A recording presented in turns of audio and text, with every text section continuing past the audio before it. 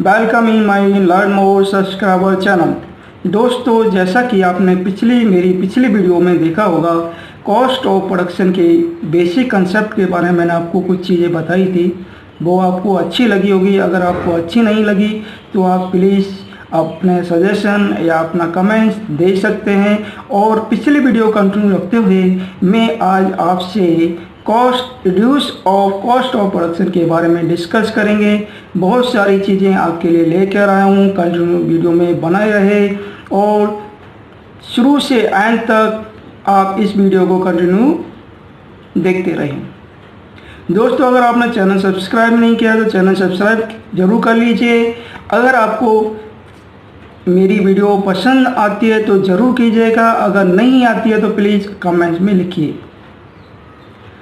दोस्तों, अब हम बात करना चाह रहे हैं कि आज की डेट में कंपनियों के लिए सबसे बड़ी प्रॉब्लम फेस हो रही है cost of production, cost of material, cost of labour, cost of packaging cost, admin cost, sales and distribution cost, marketing cost. इन सारी चीज़ों को किस तरह रिड्यूस किए जाए जिससे कि कंपनी का मार्जिन इंक्रीज हो सके, नेट प्रॉफिटेबिलिटी निकल सके कंपनी की। ये सारी चीज़ें हम आपको के सामने लेकर आए हैं और आपसे डिस्कस करेंगे, एक एक पॉइंट अब क्लियर करेंगे। दोस्तों, बेसिकली कंपनी रन करती है, रन करने के लिए या परफॉर्म करने के लिए, कंपनी को परफॉर्म करने के लिए कुछ बेसिक चीज़ या बेसिक चीज़ें ज़रूरी होती है, वो कंपनी को फॉलो करनी चाहिए। अगर कंपनी फॉलो नहीं करती है तो उसे काफ़ी बड़ा नुकसान हो सकता है। मैं आपको बता देता हूँ एक चीज़, बजट प्लानिंग इम्पॉर्टेंट चीज़ होती है कंपनी के लिए। बजट प्लानिंग में एक्चुअली होता है, एक तो अपना होता है marketing, second production, third accounts and finance and HR। जो भी है कंपनी की बजट प्लानिंग है वो होनी चाहिए। कंपनी कोई प्रोडक्ट रन कर रही है, कोई प्रोडक्ट चला रही है, तो उस प्रोडक्ट से रिलेटेड उस प्रोडक्ट की क्या कॉस्ट आनी चाहिए और क्या उसका वॉल्यूम हम सेल करेंगे और कंपनी को नेट कंट्रीब्यूशन क्या मिलेगा, ये सारी चीज़ें हम डिस्कस करेंगे। तो पहली चीज़ मैं आपको बता देता हूँ, how to reduce cost of production के लिए बेसिक कंसेप्ट। पहली चीज़ होती है मटेरियल कॉस्ट होती है। सबसे पहले होती है मटेरियल कॉस्ट। कोई भी कंपनी होती है, किसी कंपनी का प्रोडक्ट होता है तो उस प्रोडक्ट को बनाने के लिए, प्रोड्यूस करने के लिए मटेरियल की रिक्वायरमेंट होती है। सबसे इम्पोर्टेंट चीज़ होता है मटेरियल कॉस्ट। आज की जनरेशन में अगर आप वेंडर प्रॉपरली सेलेक्ट करते हो तो आपके मटेरियल कॉस्ट को आप रिड्यूस कर सकते हो। 3-4 वेंडर आप सेलेक्ट करो, उनसे बार्गेनिंग करो, निगोशिएबल करो, उनको वॉल्यूम बताओ, इतना मटेरियल हम आपको लेंगे बल्क में, आप क्या डिस्काउंट दोगे। ये सारी चीज़ें आप डिस्कस करके ये मटेरियल कॉस्ट को आप रिड्यूस कर सकते हो। सेकंड जो है वेस्टेज। मटेरियल जो उसी प्रोडक्ट को बनने में जो मटेरियल लगता है उसका कम से कम एटलीस्ट वेस्टेज हो, लेकिन वेस्टेज को मैनेज करना, मंथली मैनेज करना बहुत ज़रूरी होता है, क्योंकि ये सारी चीज़ें हम किसी स्टाफ या किसी लेबर किसी के उसमें नहीं छोड़ सकते। ये आपको चीज़ें का आपको कंट्रोल करनी होगी। सेकंड होती है लेबर कॉस्ट। लेबर कॉस्ट, आप लेबर जो हायर करते हो तो पहली चीज़ इसमें देखिए, अपना वर्किंग देखिए, वर्किंग कैपेसिटी देखिए, प्रोडक्शन कैपेसिटी देखिए। प्रोडक्शन कैपेसिटी के हिसाब से आपको कॉन्ट्रैक्टर को टाइमली हायर करना है, पर आवर लेबर कॉस्ट लगानी है या पर डे के हिसाब से लगानी है। ये सारी कैलकुलेशन करके आप लेबर कॉस्ट को आप रिड्यूस कर सकते हो। थर्ड चीज़ होती है प्रोडक्शन कॉस्ट। प्रोडक्शन कॉस्ट में बेसिकली जो होता है, प्रोडक्शन कॉस्ट में power and fuels and maintenance charges basically बहुत ज़्यादा, और स्टोर कंज्यूमेबल्स, ये सारी चीज़ें इंपॉर्टेंट होती है। पावर एंड फ्यूल मेंटेनेंस को कम से कम आप लोअर कर सकते हो, वो आपके कंट्रोलिंग पे डिपेंड करता है। इस पर आप प्रोडक्शन कॉस्ट को आप रिड्यूस कर सकते हो। फोर्थ है पैकेजिंग कॉस्ट, कि प्रोडक्ट में सबसे कॉस्टली पार्ट, रॉ मटेरियल के बाद सबसे कॉस्टली पार्ट आता है उसका पैकेजिंग कॉस्ट। बेसिकली एक प्रोडक्ट होता है उसका पैकेजिंग कॉस्ट काफ़ी कॉस्टली हो सकता है, रॉ मटेरियल से भी कॉस्टली हो सकता है, नहीं भी हो सकता है। तो इसलिए पैकेजिंग कॉस्ट के लिए आप वेंडर सेलेक्ट करो, मल्टीपल वेंडर्स देखो, हाँ, अलग अलग स्टेट से अलग अलग सप्लायर आप चूज़ करो, उसमें से जो लोअर प्राइस पे आपको वेंडर सेलेक्ट होता है, क्वालिटी देखो, क्वालिटी देता है तो उस हिसाब से आप पैकेजिंग कॉस्ट को आप रिड्यूस कर सकते हो। फिफ्थ होती है एडमिन या sales and distribution marketing cost.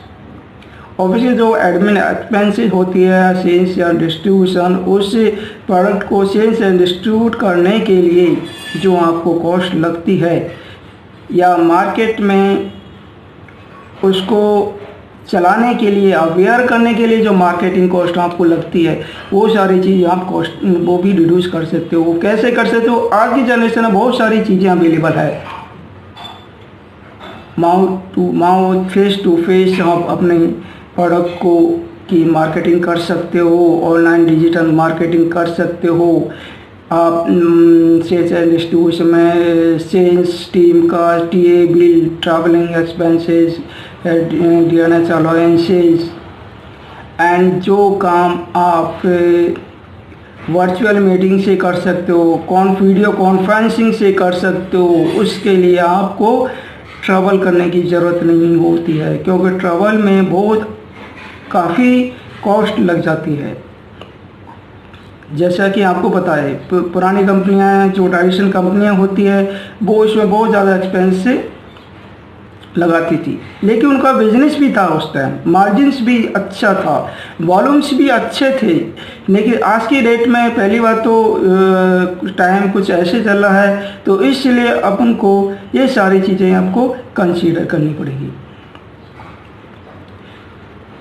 दोस्तों, मैंने आपको अभी बताया था बजट प्लानिंग, कैपिटल अपने को उस प्रोडक्ट को प्रोड्यूस करने के लिए कितना कैपिटल लगानी होगी, कितना सेल्स टारगेट अपने को देना होगा, उसके अगेंस्ट आपका अचीवमेंट, मंथली आप प्रिपेयर अचीवमेंट वर्सेज आपका अगेंस्ट टारगेट आप प्रिपेयर कराओ।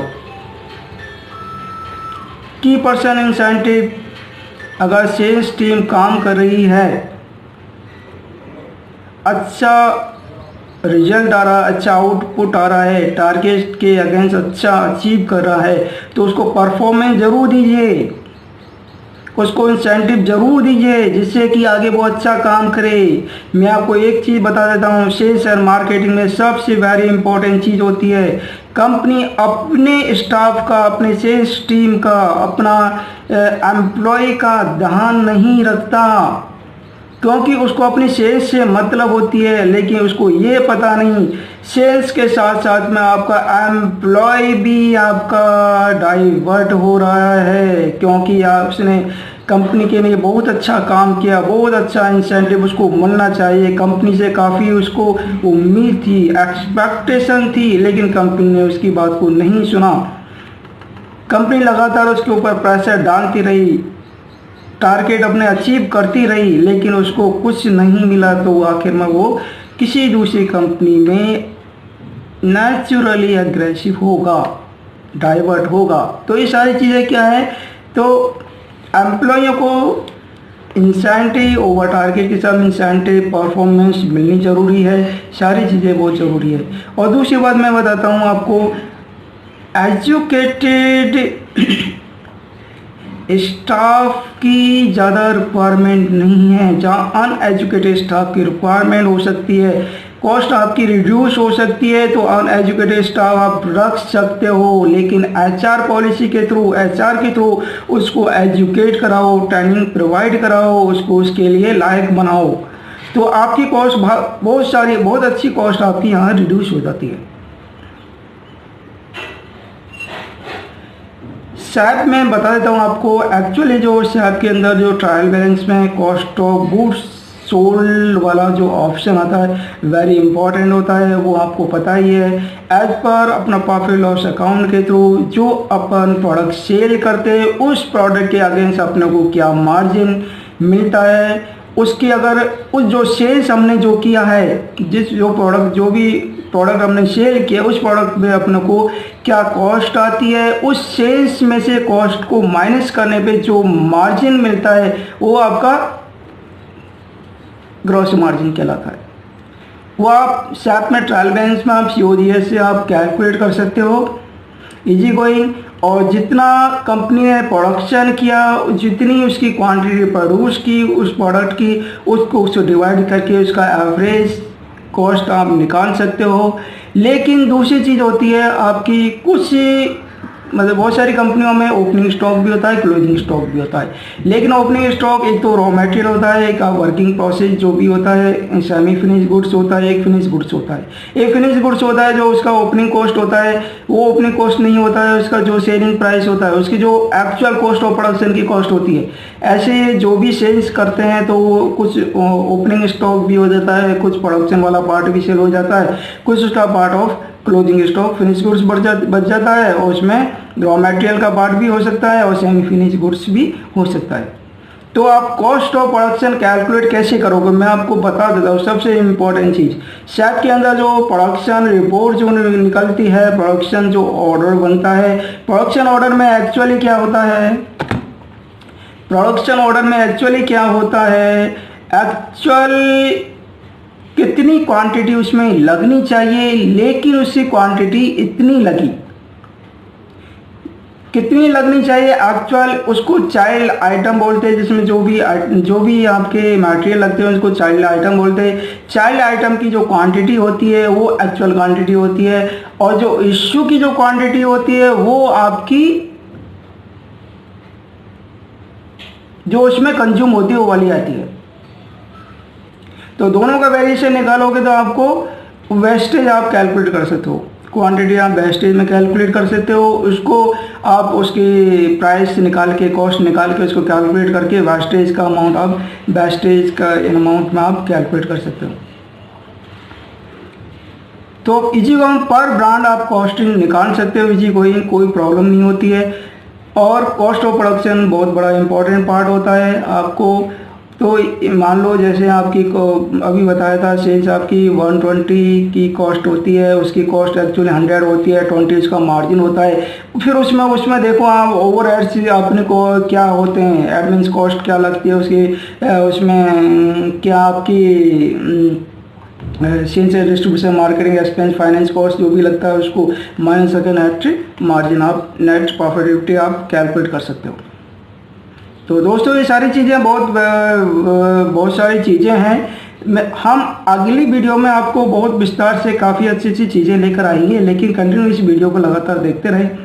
आपको ये सारी चीज़ें, आपको पर प्रोडक्ट कॉस्ट क्या होती है, नेट कंट्रीब्यूशन कंपनी का, net realisation, net profitability, marketing cost, finance cost, wages and salary cost, production cost, net revenue, और सबसे इम्पोर्टेंट चीज़ हो सेल्स एंड मार्केटिंग का, आपका ब्रांड सारी रिटेल पर या सभी जगह अवेलेबल है या नहीं, अवेयरनेस ऑफ योर प्रोडक्ट जिसको अपन बोलते हैं विथ ऑफ डिस्ट्रीब्यूशन बोलते हैं। आपका प्रोडक्ट कहाँ कहाँ किस किस रिटेल पे अवेलेबल है, एज पर डिमांड की अवेलेबल है या नहीं है, जहाँ नहीं है वहाँ अवेलेबल कराओ। वो मार्केटिंग, सेल्स एंड मार्केटिंग का पार्ट है। दोस्तों